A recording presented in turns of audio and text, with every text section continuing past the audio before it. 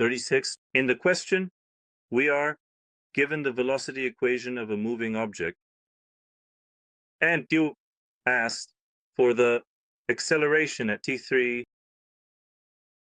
In this case, we need to find the value at 3 in the derivative of the velocity when asked for acceleration 3. That is, we will take the derivative of phi plus to the power of t divided by 4. Then we will substitute 3 for t. If you want, we can calculate it directly on a calculator like this.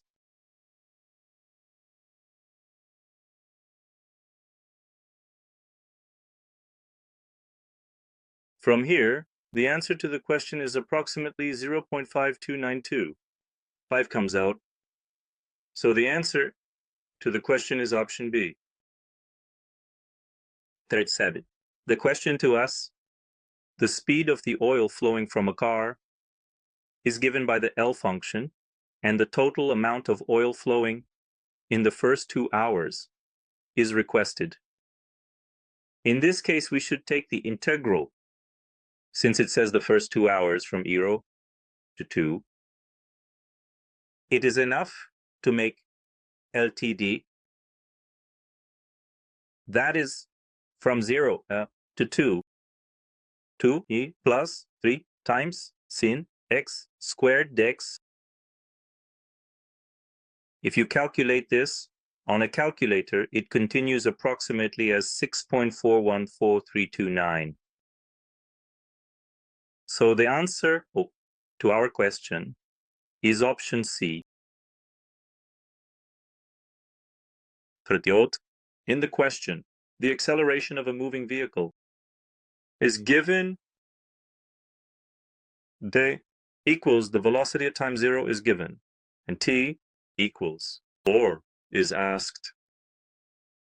Let's first organize this information as follows. Let's put it in order.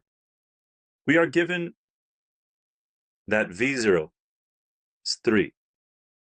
It is asked what V4 is. At the same time, the acceleration is given,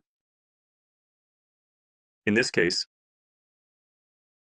from that to 4. This will give us,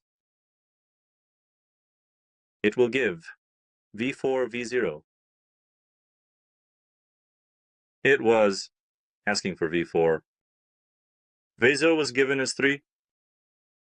If we move this to the other side, we can find V4 as 3 plus from 0 to 4.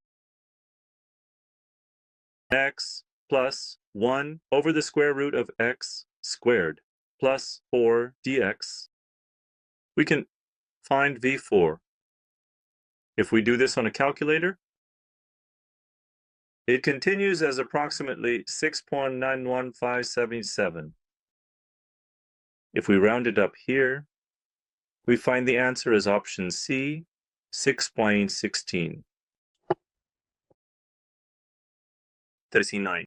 In the question, we are given the graph of a function formed by a quarter circle and a line segment. It is required that the integral of this function from 0 to b equals 0. For this to be possible, the closed area formed by the circle here must be equal to the area we will create here. One will be above x80, and the other will be below x80. So they will have opposite signs and cancel each other out. First, let's find the area of our quarter circle. Our circle formula was pi r squared. Since it's a quarter, it's pi r squared divided by 4. Our radius is 3. In this case, we find 9. Pi divided by 4. Then let's designate a representative point B here. For the point B here, the length formed here is B3, because our right triangle starts from 3. With a slope of 1, we are talking about a triangle. So if this is B3, the other perpendicular side should also be B3. That is, the area of our triangle is B3 squared divided by 2. And we want these two to be equal. First, let's organize the equations here and isolate b. Let's move the division by 2 here as multiplication, by 2 and simplify. Then let's take the square root of both sides. B3 equals the square root of 9 pi divided by 2. In this case, the b value we are looking for will be the square root of 9 pi divided by 2 plus 3. When we enter this number into the calculator, it continues as 6.59942. So the answer to our question is option D. Barında, in the question, we are given the derivative of the g function and asked for the interval where the g function is decreasing. For g to be decreasing, its derivative must be negative. Since we have the derivative equation, we will use our calculator to plot the graph of this derivative. Then we will take the region below the x-axis as the answer. Let's plot the graph of our function. COS